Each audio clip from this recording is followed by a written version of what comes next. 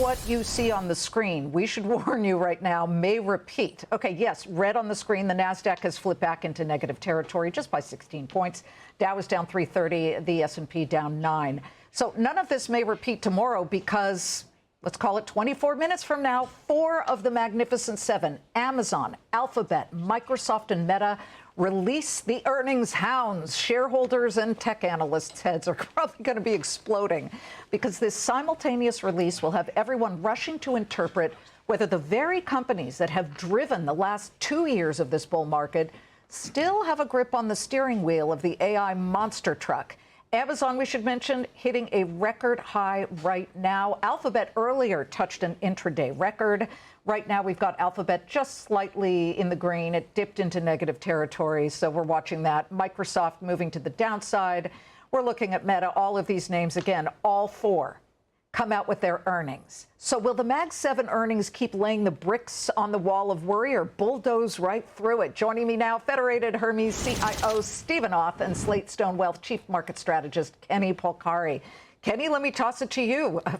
23 minutes now and counting before these. I'm excited. I can't wait because I actually think they're going to surprise. I so bad want them to surprise the upside and put that whole argument that we saw in the Wall Street Journal to bed. Because I think the article yesterday was a little bit interesting that it came out 36 hours ahead of this, but I'm actually expecting that we're going to get solid earnings. But I think they're going to look for anything negative in there. For those of you who missed it, the headline was that OpenAI, the Wall Street Journal discovered, according to their sources, had missed on both user numbers, their internal user numbers, they're not publicly traded, user numbers and revenues, I believe. But Steve Auth, give me your sense of what will control the narrative tomorrow. Will it be these 4 names and how they report? And by the way, Qualcomm and Ford are also coming out with earnings after the bell.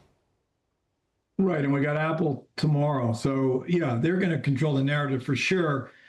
Keep in mind, though, Liz, I mean, everyone's talking about the big move off the lows, et cetera, but year to date, the Mag 7 are actually down 1%, and the broadening out trade has worked year to date. The small cap stocks are up 11.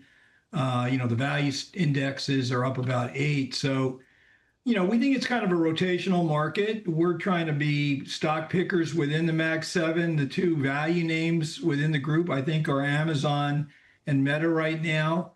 And for Meta, we're really focused on what they say about AI monetization. I think the news is going to be positive there.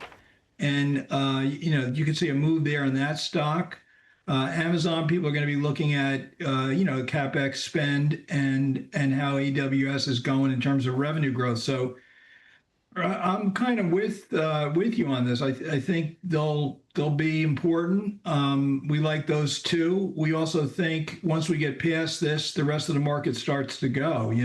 Fed meeting today was kind of a non-event, which we had anticipated. We're still on the view that once this Iran war gets finished, which we expect it should, you can see oil turn and that'll be good. But, earnings growth is powering the market, Liz. I mean, we're watching the analyst estimates on the S&P just keep marching up every day for the full year this year and next as we go through this earnings season. So we have to keep revising our numbers up. And earnings growth is what powers stocks. I mean, a lot of this move we've seen in the last 4 years has all been powered by earnings growth. Does it interest you, Kenny, I mean, to that end, that maybe that is the reason why we are seeing that investors continue to view these sell-offs as a golden opportunity to jump back to? I think it does. I think it absolutely does. That they're looking at these opportunities when the market sells off. There was an overreaction, I think, in February, and yet investors came right in when they started to put the geopolitical stuff behind them. They came in and they went looking for the opportunities, and they found it. Will that still happen if one of these 4 names? Blows it. Yeah, so I think if one of the 4 names blows it, I think then that name will get punished. That the group, the tech sector, will come under some pressure. But I don't think it's going to blow up for the market at all, unless they so miss it that nobody saw it, which I don't expect is going to happen. I have to ask you, Steve. Amazon, you called it the value proposition. It's got a forward PE of 33. That's value now. Cash flow, it's about 11 times, Liz. Right. Okay. So the difference between... And you're getting the entire retail business for free, by the way. Yeah. Can you imagine that? And that was what it all began as, the retail business. Well, so many disruptive and worrisome arrows, though, have been slung at this market. Again, not just the Iran war, but the sort of the tail end of the tariff situation, which is still very there. AI is going to kill software. The IGV today is just getting crushed once again. It depends on, I mean, one day software is rearing its head and the next it's diving for cover. So do you like any of those names there, Steve? The bricks, well, software, Liz, it's tough. You know, it's an existential risk on the outside. You know, 3-4 years out, people just don't know what the future is going to be like there because of AI. So we're still light in that space.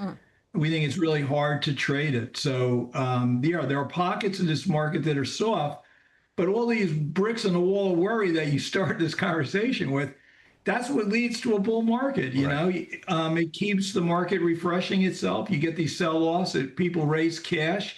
And as Kenny said, those that did, you know, back 6 weeks ago, they're all dying to get back in right now. And that's what's causing these pullbacks to be pretty shallow. Well, see, now Kenny's head is taking up all the space on this set. But, you know, if anybody had thought, if anybody had said 3 weeks ago that we're going to have yields ticking up, oil trading at 107, and the S&P and NASDAQ making new highs, you'd think I was crazy. You are, but you're right. You can be crazy and right. Great to see you both, Steve, Kenny. Wonderful to have you here.